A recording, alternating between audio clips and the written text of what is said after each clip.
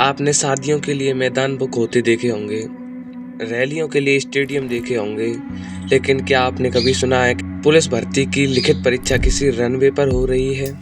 जी हाँ, उड़ीसा के संबलपुर से एक ऐसी तस्वीर सामने आई है जिसने सबको हैरान कर दिया है। जहाँ प्लेन लैंड करने चाहिए, वह हजारों युवा जमीन पर बैठकर अपना भविष्य लिख रहे हैं। लेकिन सवाल ये है कि आखिर प्रशासन को ऐसी क्या नौबत आ गई?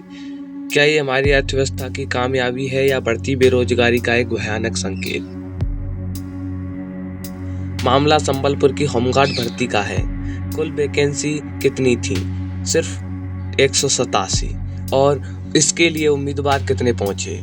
9000 से भी ज्यादा। गणित बड़ा सिंपल है, एक सीट के लिए करीब 48 दावेदार। अब प्रशासन का तर्क सुनिए। उनका कहना है कि इतनी बड़ी भीड़ को संभालने के लिए शहर में कोई हॉल या स्कूल काफी नहीं था, इसलिए उन्हें जमुतपाली हाईवे पट्टी को ही एग्जाम सेंटर बना दिया। बिना किसी डेस्क या कुर्सी के ये छात्र जमीन पर बैठकर घंटों पेपर देते रहे। लेकिन दोस्तों, ये सिर्फ संबलपुर की कहानी नहीं, ये एक नेशनल पैटर्न बन चुका है। कुछ महीने पहले हमने यूपी में देखा था, जहां रेलवे स्टेशनों पर तिल रखने की जगह नहीं थी।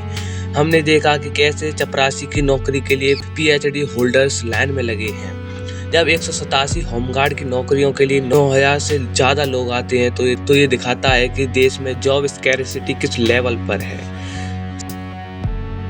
CMIE centre of monitoring Indian economy के डेटा के मुताबिक शिक्षित युवाओं में बेरोजगारी दर अभी भी चिंता का विषय बनी हुई है।